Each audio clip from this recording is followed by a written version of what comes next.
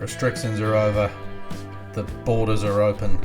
So, after 3 years in Sweden, it was time to head back to New Zealand and catch up with the family. So, booked a flight, ended up in Auckland, St Heliers, staying with a friend of mine for a few days. And boy did it turn on the weather. Briefly. But that's November in New Zealand for you. Usually hot days and heavy rain. But it's alright, because it was Christmas time, apparently. And I was not to be deterred by the rainy weather, especially after finding this brilliant street. And this brilliantly named tree falling company. But then it was time to get back on the road and head south. It's 7.5 hours of driving to make it down to Wellington, not including the stop-offs to admire the beautiful scenery around Lake Taupo. Look at that. Weather's back on again. And eventually it was time to get back in the rental and continue heading south.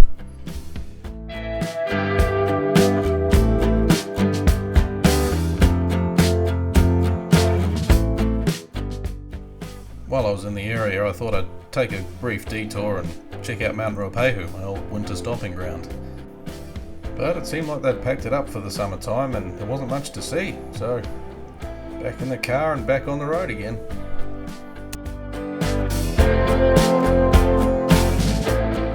Eventually I did make it down to my hometown, just north of Wellington. And she was still pretty decent down there too. Nice and peaceful, nice and warm. So I dropped in, caught up with the parents, and the next day we dropped off my rental car and I could have a proper look over my beast, which I haven't been able to drive for the last 3 years, so I was pretty excited to have a crack in that again. So I had a chat with my brother and when they put the gearbox back in after replacing my exhaust system, they didn't put it back in correctly or straight. It's incorrectly, it works, but the gear stick's leaning to the side of it, which you'll see in a minute. One of the fun parts of replacing an exhaust system in an RS4 is they have to take the engine out, the gearbox out, so that they can get to the exhaust system through the car. And apparently whoever put the gearbox back in, they didn't line it up correctly. That's actually neutral, weirdly enough.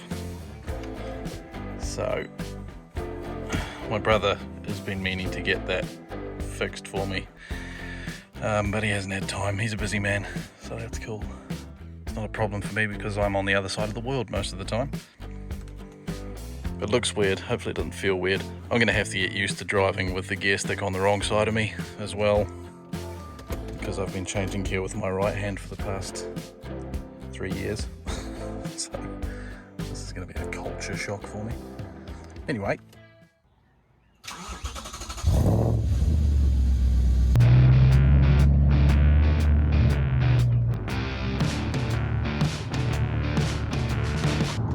And the New Zealand roads are shocking. It's our first set of roadworks. We've just been, 10 seconds from home. Oh, wow. Nasty. This intersection's dodgy as Christ on a good day, so hopefully I don't miss a gear in the middle of the intersection.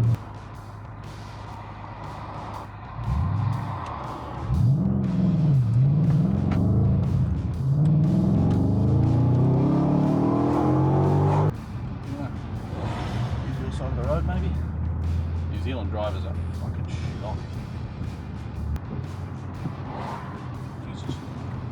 The roads are also knackered everywhere.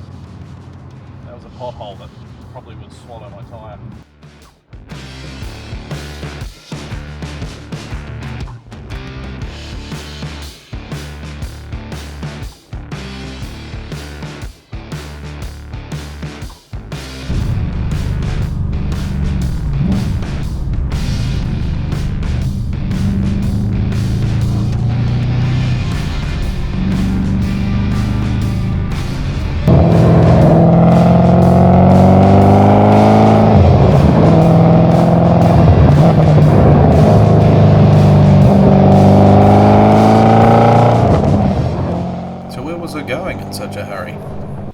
Here, look out at the end of the road.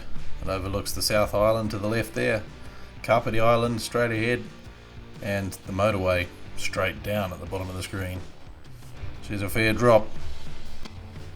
So my brother, the busy man that he is, invited me along to an open day at his sort of side gig, I guess. He drives trains and now he's learning how to drive steam trains. So went along to check some of those out. It's literally at the bottom of that hill.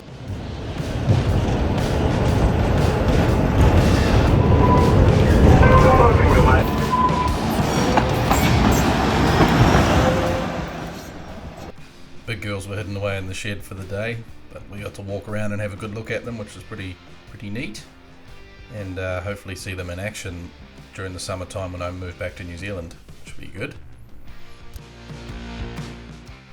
And of course, being the workaholic I am, I had to stop in and help out a couple of old friends with some projects they had going on, and maybe spent a week in a machine.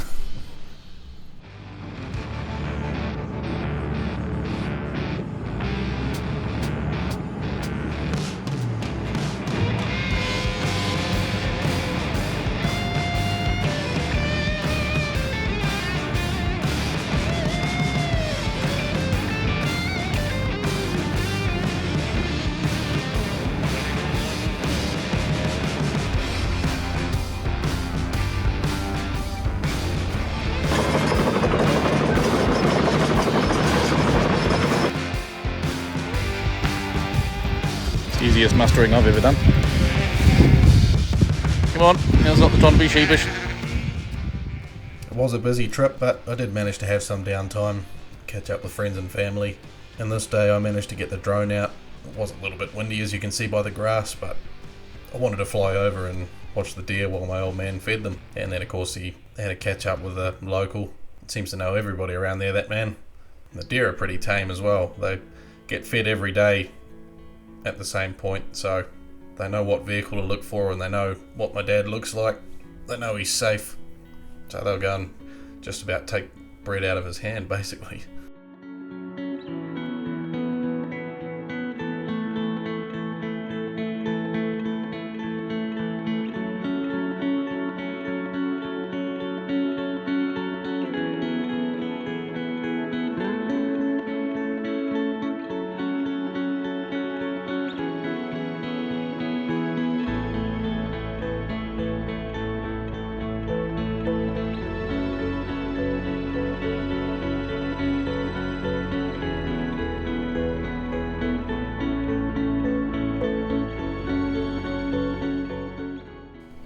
But before I knew it, she was all over. Time to head back to Sweden.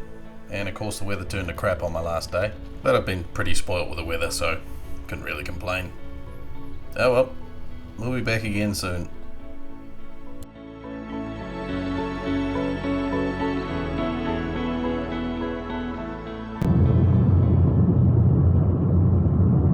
Okay, so I've been back in New Zealand 3 nights. So yeah, basically 3 days. I've been in Auckland for a couple of days staying at a friend's place, and now I'm heading down to Wellington, and I just noticed a few things.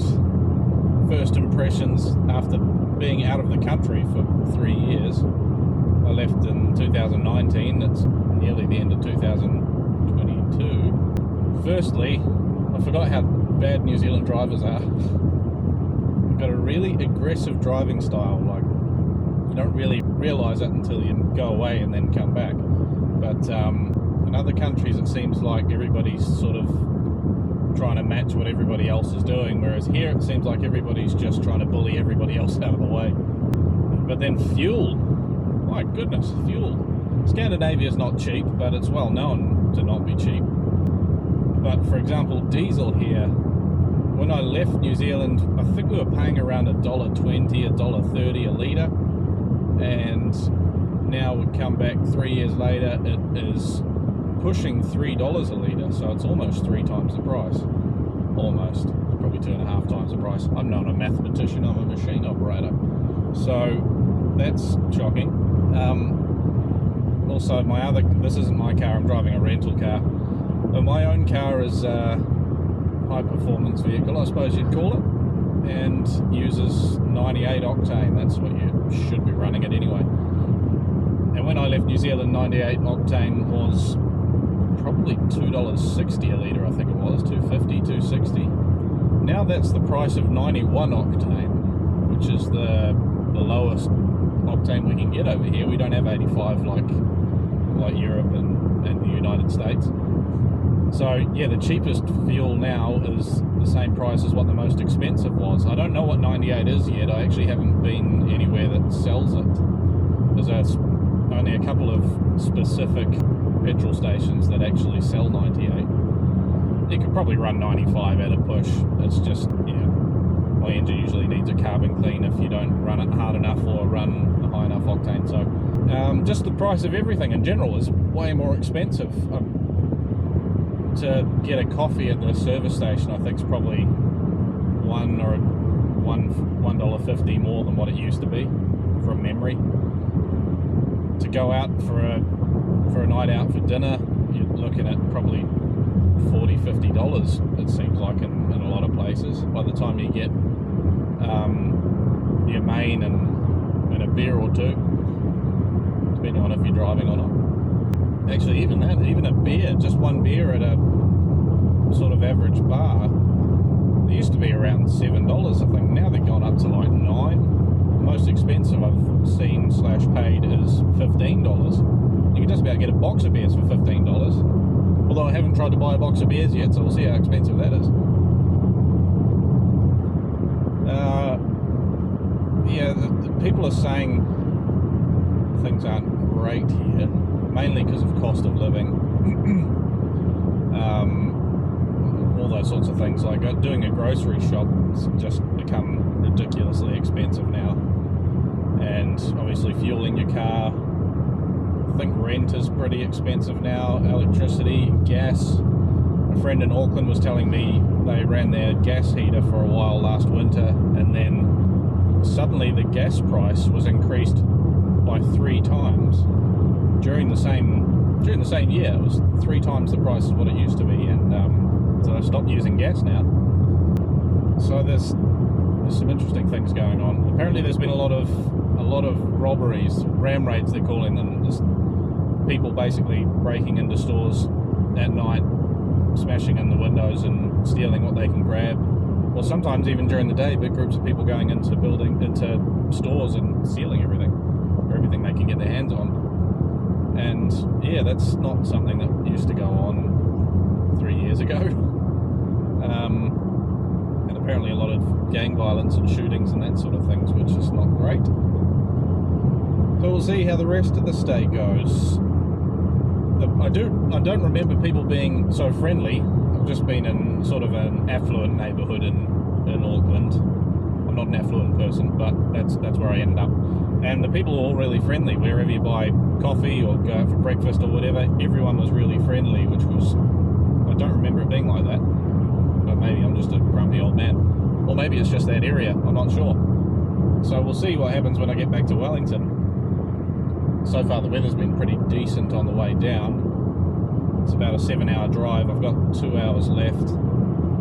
So we'll see what it's like at home, basically. Wellington is my hometown, or home region. I'm not actually from the city, I'm from a wee bit further north, out in the countryside. So yeah, we'll see what happens when I get there in a couple of hours. I'll pick up my car tomorrow and drop this rental car off, and then I'll really find out what expensive fuel prices are like. That was stupid. Car should have pulled out in front of me on a 100k road, and they're doing probably about 50. Go on, you've made the commitment now. This is what I mean. There seems to be no thought when people move their car in traffic or across a road or anything here. It's just sort of, I'll just turn and hope for the best. Some don't even indicate, which is fun. Then you have to guess what they're doing and when they're doing it. Well, now they're pulling over again. That's alright. Strange. It's a Honda Fit. Like you did fit, isn't it? Eh? Small, but not fast.